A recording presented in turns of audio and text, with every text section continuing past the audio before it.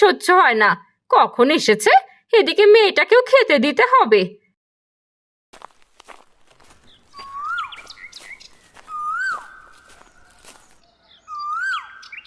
গিন্নি দেখো, বোয়াল মারা জাল কিনে এনেছে। এই কাল সকালে মহাজনকে বলে মাছ ধরবো, দেখবে অনেক মাছ পাবো। সব থেকে দামি জাল এটা।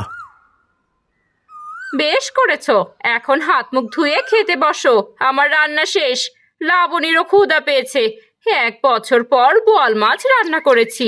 জানো, রান্নাটা অনেক সুন্দর হয়েছে। মাতিননি, তুই কখন এলি? অনেকক্ষণ হলো গো কাকু। লাবণীর ক্ষুধা পেয়েছে তো ও খেতে এসেছে, সাথে আমাকেও নিয়ে এলো।